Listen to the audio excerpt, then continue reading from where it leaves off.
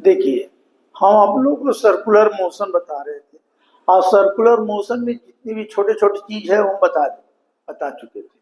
लेकिन आप लोग तो एक समस्या आया तो फिर हम दोबारा रिपीट कर देते हैं। समझे? थोड़ा सा ध्यान दीजिएगा। समझे? समझने वाला चीज है। Motions of car on A level road और बैंक रोड। समझे? तो क्या होता है, तो देखिए आपको हम बताएं कि सर्कुलर मोशन में क्या होता है। सर्कुलर मोशन में स्पीड कांस्टेंट होता है और यूनिफॉर्म सर्कुलर मोशन में और वेलोसिटी चेंज होता है। Due to change in velocity के चलते एक्सेलरेशन डेवलप होता है। अगर उसमें मास एसोसिएटेड रहेगा तो हो जाएगा force which is directed toward the centripetal force. ये तो आप हम बताए हैं। लेकिन motions of car on A level road, अगर लेवल रोड है, ये रोड है, अब ये कार है मान लीजिए, तो कोई भी कार है तो उसका वेट किधर काम करेगा, तो देखिए वेट नीचे काम करेगा। अब रही इस केस में जब हॉरिजॉन्टल मतलब कहने मतलब लेवल रोड है तो, लेकिन अगर लेवल रोड है लेकिन पाथ जो है वो सर्कुलर है, माने motions of car on A level road हो गया और पाथ सर्कुलर है, तो देखिए कोई भी पाथ रहेगा, अगर किसी भी पाथ पर चलेगा तो उसका सर्कुलर पाथ पर एक सेंटर होगा, तो उस सेंटर को हम दिखा दिया ओ। समझिए इस सर्कुलर पाथ में। अब एक गाड़ी जो है इसकी स्पीड है जो v है। समझिए, तो कोई भी सर्कुलर पाथ पर अगर मूव करता है तो हम आपको सब बताए हैं कि देखिए अगर सर्कुलर पाथ है, मूव करेगा कहीं पर भी रहेगा तो इसकी वेलोसिटी टेंजेंशियल रहेगी। ठीक है? फोर्स जो लगेगा, अब टेंजेंशियल वेलोसिटी है तो एक फोर्स टिप पर हमेशा एक सेंटर की ओर फोर्स लगेगा, तो इस फोर्स को हम लोग बोलते हैं सेंट्रीपिटल फोर्स। लेकिन देखिए अब सर्कुलर पाथ है तो इसकी रेडियस है, तो एक फोर्स होगा जो centripetal force directed toward the centre होगा, तो उसको लिख दिया mv²/r। एम मान ली इस गाड़ी का मास है, v इसका स्पीड है माने स्पीड ऑफ कार है और r रेडियस है, तो इस ढंग का होगा। लेकिन आप जानते हैं कि कोई भी चीज अगर ये सर्कुलर पाथ पर मूव कर रहा है तो देखिए इसका वेट, कोई भी चीज का वेट नीचे काम करेगा और n क्या है, नॉर्मल रिएक्शन। तो आप जानते हैं कि कहीं भी कोई पाथ पर भी मूव करे तो there is a no vertical motion. Vertical motion तो होगा नहीं, वर्टिकल में तो मोशन होगा नहीं, तो वर्टिकल मोशन नहीं होगा तो एन क्या होगा, ऊपर मोशन नहीं है तो एन बड़ा होगा mg से, तो नेट फोर्स क्या हो जाएगा, तो n minus m g equal to 0। इसलिए n बराबर क्या हो जाएगा, mg। यहां पर क्या है कि there is no vertical motion, there is no vertical motion, vertical motion तो है नहीं, ओनली फ्रिक्शनल फोर्स इफेक्टिव रहेगा। तो फ्रिक्शनल फोर्स रहेगा ये दोनों कांटेक्ट के बीच, माने रोड और टायर के बीच फ्रिक्शनल फोर्स रहेगा। अब रही सवाल कि अगर ये फ्रिक्शनल फोर्स रहेगा, अगर इस केस में देखिए फ्रिक्शनल फोर्स रहेगा तो मेन फंक्शन क्या है फ्रिक्शनल फोर्स का, main functions of frictional force to oppose the motion and move the car on safely, मतलब सेफ उसको मूव करने के लिए अगर फ्रिक्शनल फोर्स, तो यहां पर क्या होगा कि देखिए आप सीधे जानते हैं कि ऐसे केस में एक काम करेगा स्टैटिक फ्रिक्शन। तो हम बताए थे स्टैटिक फ्रिक्शन का मतलब होता है कि अगर मूव नहीं कर रहा है तो एक कांटेक्ट जो मतलब रफ सरफेस बॉडी जो है जो मूव, इसके बीच जो काम करता है उसको हम लोग बोलते हैं स्टैटिक फ्रिक्शन। तो कहता है क्या कि स्टैटिक फ्रिक्शन अपोजिट करेगा the impending motion of the car, जो कार का मोशन रहेगा उसको अपोज करेगा impending motion of the car away from this circle, माने सर्किल से बाहर नहीं जाए, समझे, तो वो अपोज करेगा। तो अब उस जब अपोज करेगा तो फ्रिक्शनल फोर्स, देखिए तो फ्रिक्शनल फोर्स, तो जो फोर्स आप जानते हैं कि सेंटर की ओर जो फोर्स लगता है उसको क्या बोलते हैं, सेंटीपेटल फोर्स कहते हैं। अगर फ्रिक्शनल फोर्स, देखिए अगर फ्रिक्शनल फोर्स, देखिए फ्रिक्शनल फोर्स अगर बड़ा रहेगा इक्वल टू सेंटीपेटल फोर्स, तब क्या होगा कि सेफली मूव करेगा ऑन ए सर्कुलर पाथ पर कार। तो हम जानते हैं कि सेंटीपेटल फोर्स क्या, फ्रिक्शनल फोर्स क्या होता है, तो फ्रिक्शनल फोर्स को एफ लिखे हैं, तो एफ बराबर आप लिख सकते हैं, देखिए एफ बराबर आप लिख सकते हैं क्या होगा, देखिए एफ बराबर आप लिख सकते हैं, फ्रिक्शनल फोर्स बराबर होता है म्यू, ऐसे लिख दीजिए F S frictional force greater than equal to centripetal force.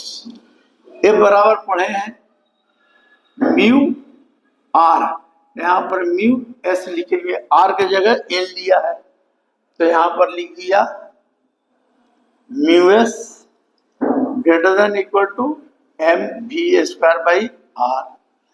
और एन बराबर क्या होता है एम जी, तो mu s m g greater than equal to m v square by r, r r cancel, तो यहां हो गया mu S G are greater than equal to v square, भी बराबर क्या हो जाएगा, भी बराबर हो जाएगा, इधर रूट चढ़ जाएगा तो mu S G are greater than equal to E क्या हो गया इसका मैक्सिमम ले लोगे तो भी मैक्स बराबर ये फॉर्मूला हो गया। तो म्यू एस क्या है, तो माने कोफिशिएंट ऑफ फ्रिक्शन है, माने static friction between the road and tyre, ये सब दिमाग में रखिएगा। ये क्या है, रोड और टायर के बीच, रोड एंड टायर के बीच static friction, G acceleration due to gravity और रेडियस। तो इस पर मैक्सिमम स्पीड जो होगा वेलोसिटी मतलब कार का इतना रहेगा, तो क्या होगा सेफली मूव करेगा ऑन ए सर्कुलर पाथ। तो ये अब समझ में आया कि नहीं, समझे, तो ये आपको बता दिया motion of car on A level road. अब बता रहे हैं कि motion of car on A bank road. तो देखिए बैंक रोड में क्या होता है, तो देखिए ये तो समझ में आया आपको। अब देखिए बैंक रोड में क्या होता है, तो बैंक का मतलब क्या होता है, बैंक का मतलब होता है क्या कि इंक्लाइनेशन, मतलब रोड जो है थोड़ा उठा हुआ है, ठीक है। तो देखिए अब हम इस केस में क्या किया है, फिगर बना दिया है, ए रोड है, ठीक है, ए रोड है, इस पर कार है, तो कोई भी कार रहेगा तो उसका वेट कहाँ काम करेगा, नीचे काम करेगा, ठीक है। वेट ऐसा हम बहुत मतलब हम फ्रिक्शन में बताए, बहुत में बताए, तो आपको तो दिमाग में सब बैठा लेना है कि हम कैसे करते हैं। अब देखिए अभी क्या है कि बैंक है, तो बैंक में क्या होता है कि ऐसे भी देखिए गाड़ी ट्रेन जब भी रहता है, गोलाई जब रहती है, कर्व जब रहती है, तो क्या होता है कि हम लोग रेलवे में भी काम किए हैं, तो रेलवे में क्या होता है कि अगर जहाँ गोलाई है तो आउटर रेल जो होता है वो हमेशा ऊंचा रहता है और इनर रेल नीचे रहता है, तो जो दोनों का डिफरेंस होता है उसको हम लोग बोलते हैं सुपर एलिवेशन।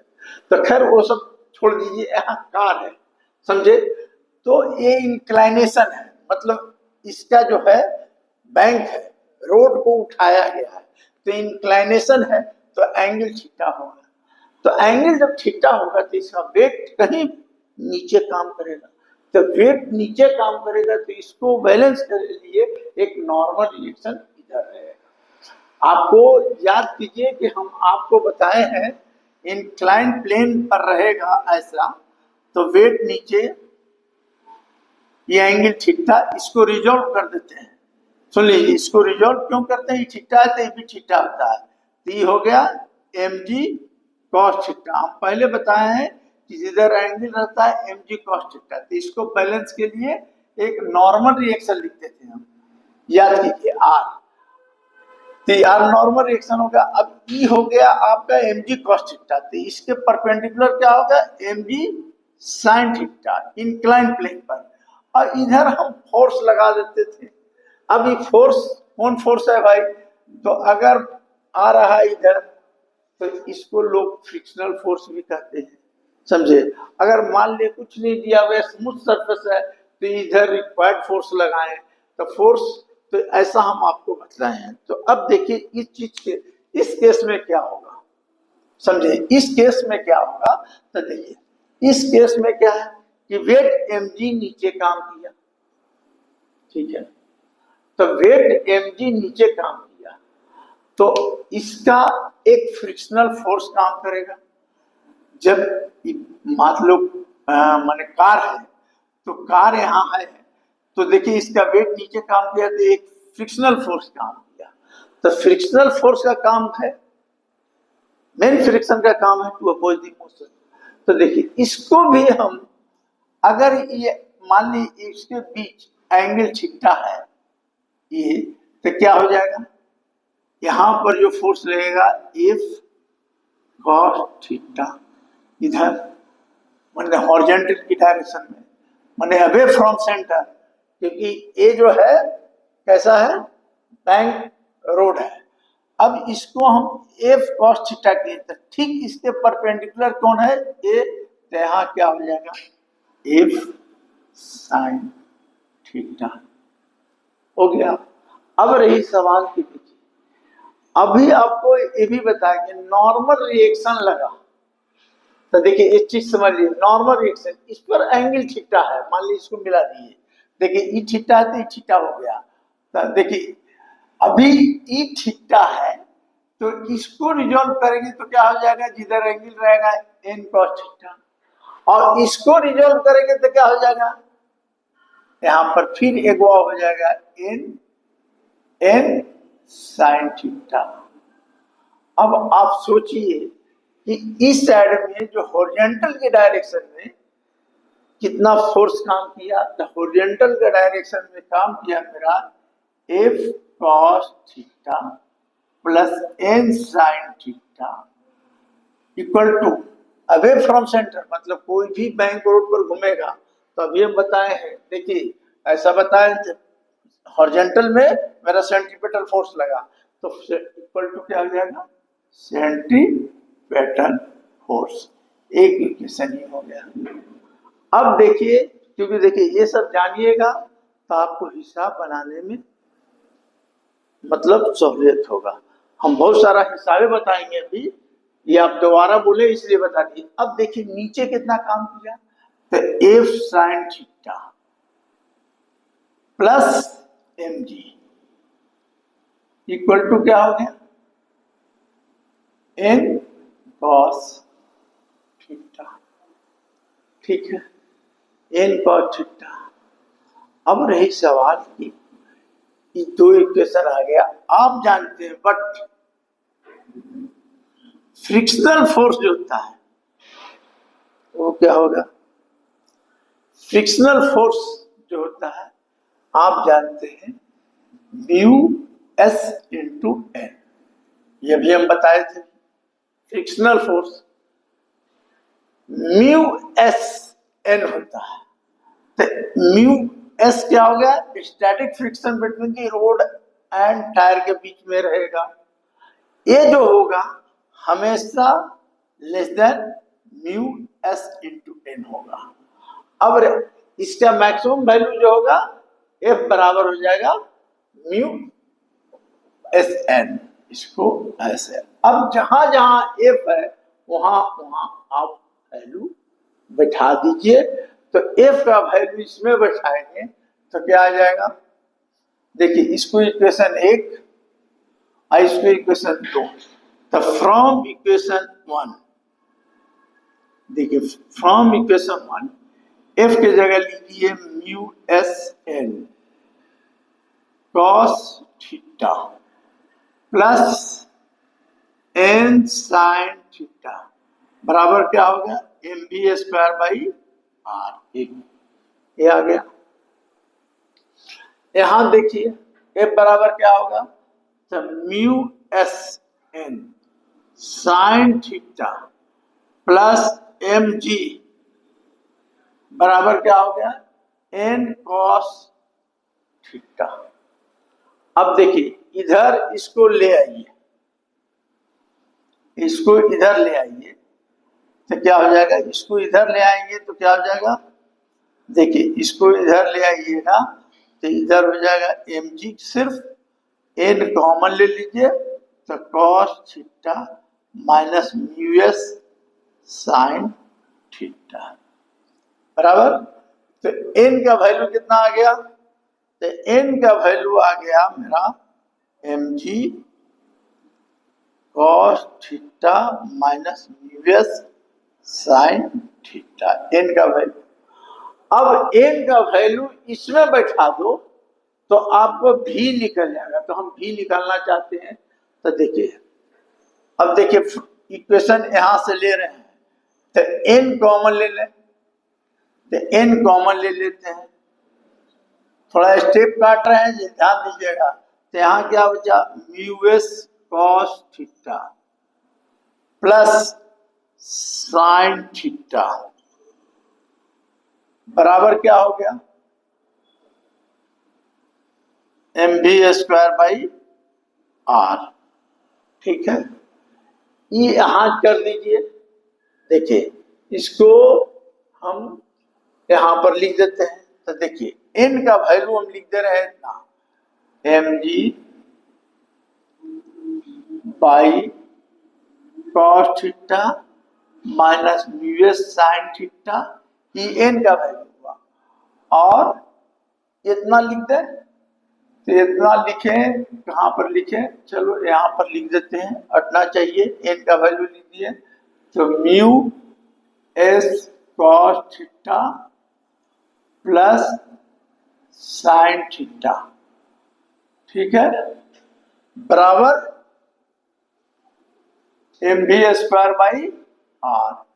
एम और एम कैंसिल, ई यहां चला गया तो देखिए आर आ गया, म्यू एस कॉस थीटा आ गया प्लस साइन थीटा आ गया बाई कॉस थीटा आ गया minus mu S sine theta आ गया, बराबर ना। कहीं पर गलती नहीं ना, देखो गलती हुआ सॉल्यूशन में तो गड़बड़ होगा। देखो एन का वैल्यू हम इतना उठा के बैठा दिया, इतना लिख दिया, इसको एम एम कैंसिल कर दिया, इसको नीचे, ये ऊपर रह दिया, ये नीचे रह दिया, ये हो गया भी स्क्वायर। अब यहां पर हम क्या किया, कॉस थीटा से डिवाइड ऊपर नीचे दे दिया। अब देखिए क्योंकि कॉस थीटा से डिवाइड दोगे तो ये हो जाएगा म्यू एस, ये हो जाएगा tan थीटा, इसको डिवाइड दोगे तो 1, ये हो जाएगा म्यू एस tan थीटा, ये हो गया भी स्क्वायर। तो भी बराबर क्या होगा, तो ये आर पर पावर 1/2 हो जाएगा और ये हो जाएगा root mu S plus tan theta by 1 minus mu S tan theta, ये हो गया रिजल्ट आपका भी का वैल्यू। अब रही कि मान लीजिए कि ये दोनों के बीच कोफिशिएंट ऑफ फ्रिक्शन नहीं है